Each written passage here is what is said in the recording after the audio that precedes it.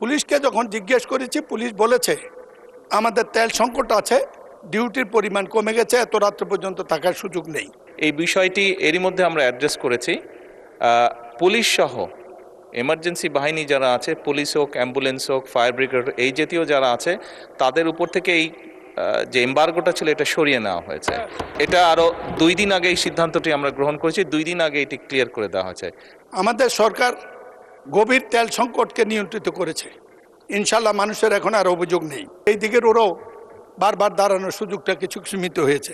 পথের মধ্যে কে বা কারে তারা হত্যা করে ফেলে দিয়েছে বাড়ি যাওয়ার পথে রাস্তাতে নেমে। আমি পুলিশকে যোগাযোগ করেছিলাম, বিষয়টি এটি আমাদের সরকার গভীর তেল সংকটকে নিয়ন্ত্রিত করেছে, ইনশাল্লাহ মানুষের এখন আর অভিযোগ নেই। আর আমাদের উত্তর এই দিকের ওরাও বারবার দাঁড়ানোর সুযোগটা কিছু সীমিত হয়েছে। কিন্তু একটি ভুল বোধ হয়ে গেছে, সেটা হলো নিয়ন্ত্রণের ক্ষেত্রে পুলিশকে যখন জিজ্ঞেস করেছি পুলিশ বলেছে আমাদের তেল সংকট আছে, ডিউটির পরিমাণ কমে গেছে, এত রাত্র পর্যন্ত থাকার সুযোগ নেই। এই লোকটি নির্দয়ভাবে নিহত হয়েছে। কাস্টম কর্মকর্তা, কুমিল্লা মানুষ তাকে পছন্দ করে, কালকে এই মৃত্যুর ঘটনা আলোড়ন সৃষ্টি করেছে।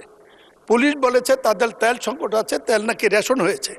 পুলিশকে তেল রেশন না করলেও আমি মনে করি অসুবিধা হবে না। এমনি আইনশৃঙ্খলা পরিস্থিতির উন্নতির দিকে আমি স্বরাষ্ট্রমন্ত্রী এখানে নাই, মাননীয় প্রধানমন্ত্রীর দৃষ্টি আকর্ষণ করব। এই ব্যাপারটি পুলিশের তেল রেশন, আইনশৃঙ্খলা বাহিনীর তেল রেশন অবিলম্বে প্রত্যাহার করা হোক, নাইলে আইনশৃঙ্খলা সংকট সৃষ্টি হবে। এতে আমাদের জনগণের নির্বিঘ্নে চলাচলের সমস্যার সৃষ্টি হয়। আচ্ছা, মাননীয় সংসদ নেতা কিছু বলতে যাচ্ছেন? মাননীয় স্পিকার, আপনাকে ধন্যবাদ। মাননীয় সংসদ সদস্য, আপনি যে কনসার্নটি এক্সপ্রেস করেছেন, মাননীয় স্পিকার, মাননীয় সংসদ যে কনসার্নটি এক্সপ্রেস করেছেন এই বিষয়টি এরই মধ্যে আমরা অ্যাড্রেস করেছি। পুলিশ সহ এমার্জেন্সি বাহিনী যারা আছে, পুলিশ হোক, অ্যাম্বুলেন্স হোক, ফায়ার ব্রিগেড, এই জাতীয় যারা আছে তাদের উপর থেকে এই যে এম্বার্গোটা ছিল এটা সরিয়ে নেওয়া হয়েছে। এটা আরও 2 দিন আগে এই সিদ্ধান্তটি আমরা গ্রহণ করেছি, 2 দিন আগে এটি ক্লিয়ার করে দেওয়া হয়েছে। কাজে আশা করি ইনশাল্লাহ এই সমস্যা আর হওয়ার কথা না। ধন্যবাদ মাননীয় স্পিকার।